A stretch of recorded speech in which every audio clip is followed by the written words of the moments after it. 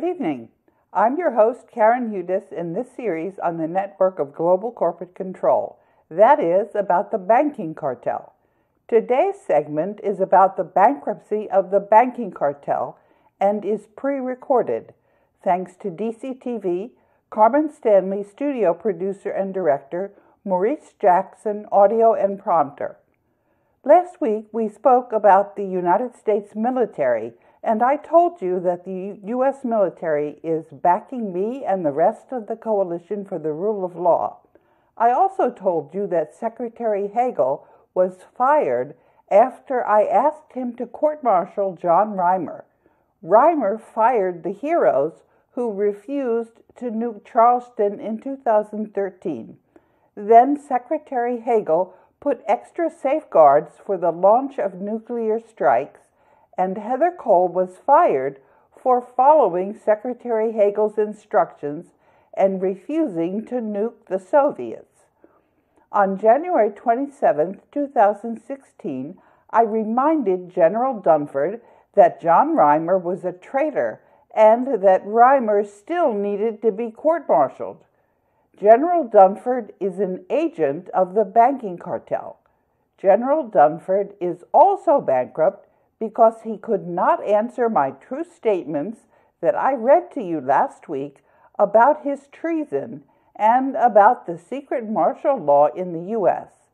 The United States does not have a legitimate government, as the U.S. Constitution of 1789 is not in effect, because the U.S. Congress are also agents of the banking cartel. The G77, which is a group of 134 developing countries that I wrote about in 1976 as a law student at Yale, is at the heart of the Coalition for the Rule of Law, along with the United States minus the Fed. Ferdinand Marcos created the G77. Ferdinand Marcos, as the lawyer for José Rizal, also created the World Bank and International Monetary Fund. The Coalition for the Rule of Law consists of all the people in the world who realize that we have a common enemy, the banking cartel, and the secret societies that serve the banking cartel, and the pharaonic bloodline families, and the Jesuits, and that part of the Vatican that serves the New World Order. Last week, I showed Freistaat Groningen how we are opposing the New World Order. Freistaat Groningen had some organization charts for the New World Order, including this one that showed where Ferdinand Marcos was M1, at the apex, that is, the head of the world financial system, after José Rizal created the Global Debt Facility. As you all know, the Board of Governors of the World Bank and International Monetary Fund, for whom I speak, is now in charge of the global currency reset.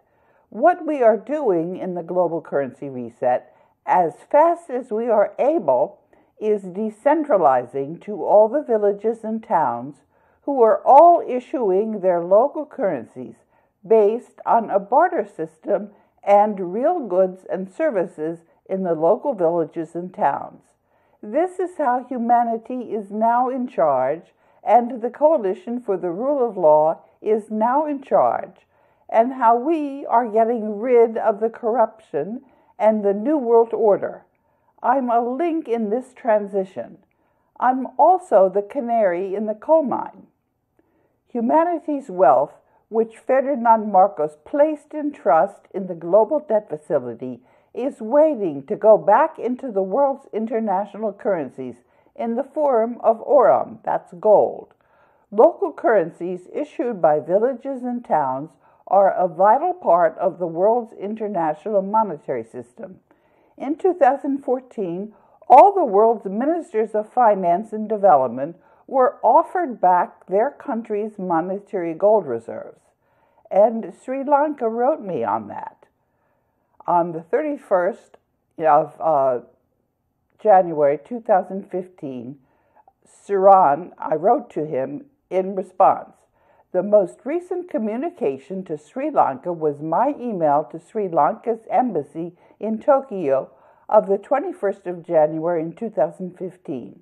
And I also included a fax of January 28, 2014, to a Mr. Mukesh Prasad, who was the executive director on the board of executive directors representing Sri Lanka. All supporting documents for the proposal, including procedures for withdrawing money from the global debt facility. The decision of the Board of Governors is also attached in the teleprompter, and also the decision of the Board of Executive Directors, and a letter of intent, and a draft monetary agreement. The scope of the proposal is to exchange each nation's paper currencies for aurum containing gold, and to place each central bank under the bankruptcy laws of the jurisdictions. And now that I know how crooked the legal profession is, we're going to have to wind down the central banks in the Development Committee under the supervision of the Coalition for the Rule of Law. We will abolish laws for legal tender and permit local currencies in the towns and villages. In addition to Taiwan, I'm also in contact with 2 Commonwealth countries. I'm waiting to learn the calculation of the price of gold from UNCTAD, which is using the historic purchasing power of gold in the major currencies. And I thanked Saran for his help. And Pakistan and Guyana were ready to negotiate their monetary agreements in 2014. I wanted to get a critical mass of the world's people on board first. We'll be ready to start negotiating the monetary agreements as soon as the request for disbursement out of the global debt facility is processed. There's no way to tell how long this is going to take. The world is on a Nantucket sleigh ride as the Coalition for the Rule of Law keeps on throwing harpoons into the banking cartel whale. The banking cartel has nothing to say. They are insolvent and are getting wound down in the global debt facility. Now I'm going to show you some of the paperwork that was issued at the time. But first, I'm going to show you how the CIA and International Court of Justice and Bertrand Badre tried and failed to cancel the global debt facility. Why did they fail? Because the Coalition for the Rule of Law is stronger than the banking cartel. The Development Committee, which represents 188 ministers of finance on the Board of Governors of the World Bank and International Monetary Fund, knows what I sent to the House Committee on Financial Services in the United States before the hearing with Dr. Janet Yellen on February 25, 2015. I'm also reminding the Senate Committee on Banking about unfinished business in fighting corruption in the international financial system before their March 3, 2015 hearing on the Federal Reserve. The U.S. Congress has to be on the same reality page as the rest of us. The Development Committee has foreclosed on the Fed. I followed up with an email to the Senate Committee on Banking on the 3rd of March about the hearing on Federal Reserve reform in the U.S. Senate Committee on Banking. And I sent an email to the Senate Committee. The U.S. may no longer appoint the president of the World Bank, and Federal Reserve notes have lost international reserve currency status. The reality is that the U.S. credit rating is far from its current AAA status. The 188 ministers of finance on the Board of Governors of the World Bank and IMF hold quadrillions of Treaty of Versailles bonds and Federal Reserve notes on behalf of the world's people in the global debt facility. Following a notarial protest, an administrative judgment, and notice of dishonor, I have perfected the security interest of the global debt facility in the debt of the Federal Reserve and the rest of the Bank for International Settlements on behalf of citizens of the U.S. and members of the Bretton Woods institutions. The U.S. Congress and the Senate Committee on Banking have been remiss. In 2008, I warned the Senate Majority Leader that abuse of U.S. authority at the World Bank would lead to an end to the Gentleman's Agreement, signaling an end to the United States leadership among the community of nations. I also informed the Senate Committee on Foreign Relations, Finance, Appropriations, Banking, the Joint Economic Committee, and Senator Hagel about the governance crisis at the World Bank. There is a disconnect between reality and state capture, which is evidenced by the war powers' second secret constitution and administrative proceedings, which U.S. citizens are deemed to have consented to through hidden contracts of adhesion attached to bank signature cards. The U.S. Congress is out of touch with reality. The BRICS, Germany, the G77, and the U.S. minus the insolvent Federal Reserve System are embarking on a global currency reset based on the rule of law. Now I'm going to tell you about my conversation with a man from Ghana about negotiation of the monetary agreements with the countries to get the people in those countries their gold currency. And this was sent in July 2017. And I called him Kofi. Dear Kofi, that's not his real name. Sorry for the delayed response. Queen Elizabeth is illegitimate. I forgot to mention what I worked on in Ghana. I negotiated the World Bank projects as country lawyer. I also brought Yasa Kugler to Ghana, and we tested the power transition model. The power transition model worked very well and let us know that a freedom of information law didn't go through in Ghana because the Germans who were financing the law reform project required a perfect law rather than a law which was acceptable to the people in Ghana. The country expert in Ghana was critical of the model because he wasn't entirely convinced that his estimates about the relative power of the groups in Ghana was accurate.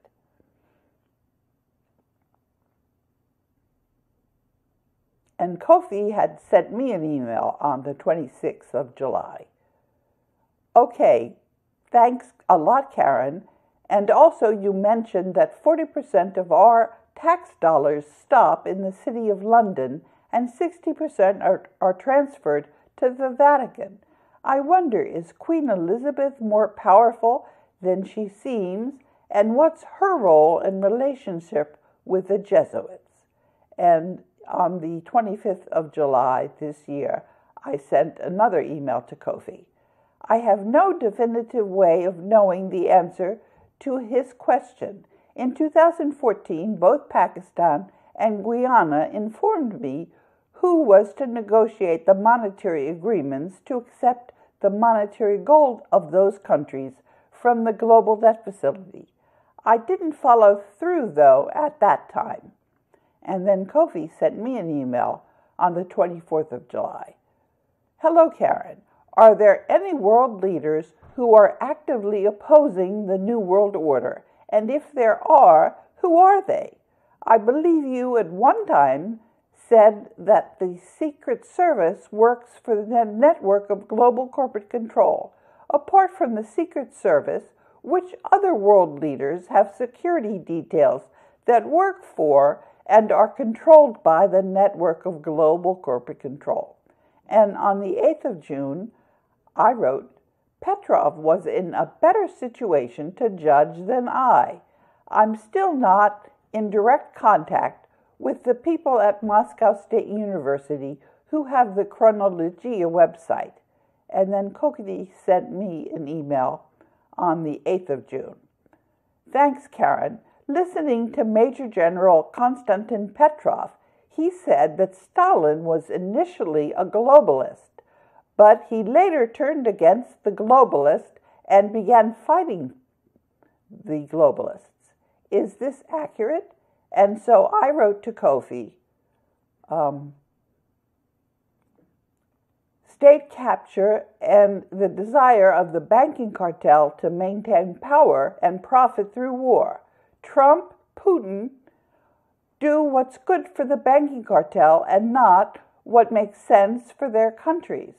Have you forgotten that Churchill, Hitler, Mao Zedong, and Stalin were all agents of the banking cartel? And Kofi sent me an email on the 7th of June. If both Trump, Putin, and Xi and elites are all agents, then why is the U.S. threatening Russia and China with war? And Kofi also wrote, yes, I'm from Ghana. Actually, I assume you can tell from my name. Also, I find your work in Ghana to be very interesting. What did you work on regarding Ghana? I'm greatly shocked that Xi is an agent. That must explain why he's consolidating so much power recently. I'm, however, glad that some agents are stepping down and joining the side of truth. And on the 7th of June, dear Kofi, are you from Ghana by any chance? I worked on Ghana a number of years. You're welcome, yes. Xi is an agent. The elites are mostly agents, although some elites are stepping down or confessing,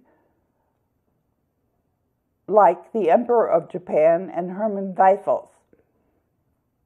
The reason that the coalition is stronger than the banking cartel is because the 99%ers are all helping. Also, people realize that the whole corrupt house of cards is now squarely in front of everyone and is unstable, especially the United States military, and the fact that the Federal Reserve can't finance the defense of Germany and Japan. And I sent that on the 7th of June. And Kofi wrote me, hello, Karen.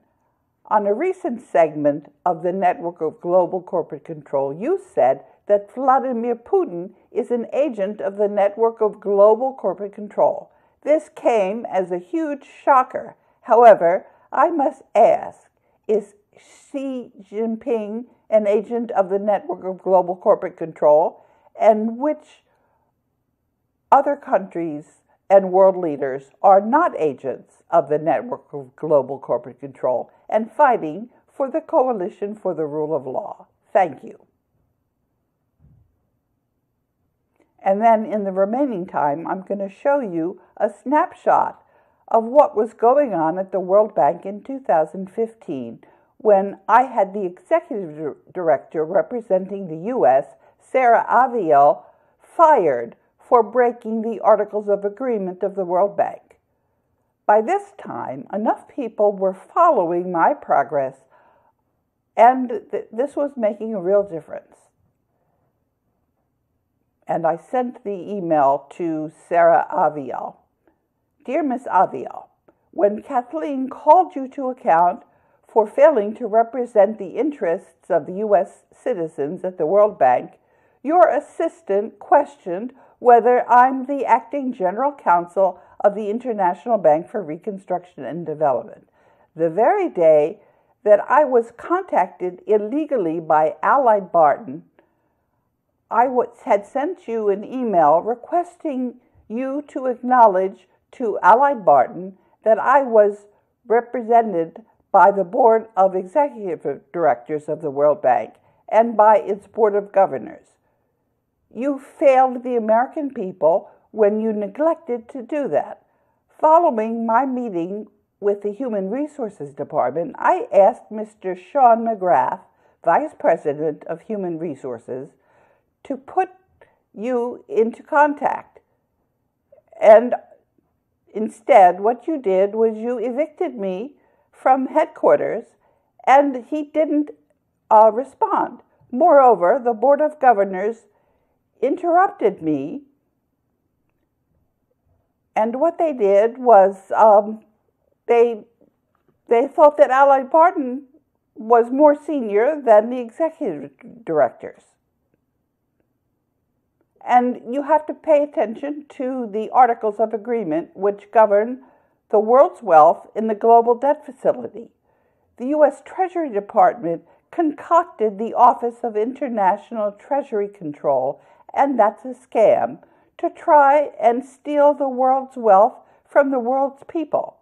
Why did the OITC send me documents without my request, and I returned them unopened to the U.S. Treasury Department?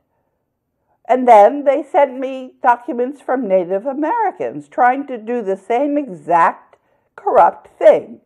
Why have so many different groups come up with schemes to try stealing the world's wealth from the world's people? Why did Scott Lennon threaten me when I refused to place a crook before the interbank screens? I'm also going to fax you an email which shows accounts of the World Bank executive directors. And then I signed off. That was in 2015. Because the original was intercepted illegally by the National Security Agency's Fusion Center under the bogus state of emergency of U.S. Congress. I had to send her a fax. And Kathleen sent me an email. Is there anything I can do? Miss Aviel is in back-to-back meetings today, and her assistant wouldn't take a message. But I said, why is it that Karen Hudes, attorney for the World Bank, is trying to get gold from the World Bank, and she can't stay at her desk? And why is it that you're interfering with her? And why is she being threatened by 15 Allied Barton security guards? I'll have to speak with some people about that, and I said that that would be a good idea. The message is to be passed on. I gave my name and phone number, and I'll email her. Thanks for your help. Hugs. And then I sent an email. I told her that she should call the U.S. Executive Director's office and ask to speak to the alternative Executive Director, Sara Aviel, and I gave her the phone number. And you can read all of these emails in the teleprompter. And this is from Kathleen. Hi, Karen. I read what happened. Is there anyone I can call? Kathleen. And good morning, Karen. I had to write to congratulate you on your interview with Chris Partel. Now on to your meeting tomorrow at the World Bank. I wish you huge success, and I hope that you are successful in getting in. Things are looking up, and I sure wish you the best. Since it's becoming a tradition, I wanted to leave you with my all-time favorite Whitney Houston video of a song that I feel fits you best. And that's the link to that is in the teleprompter. God bless you and thank you, Kathleen.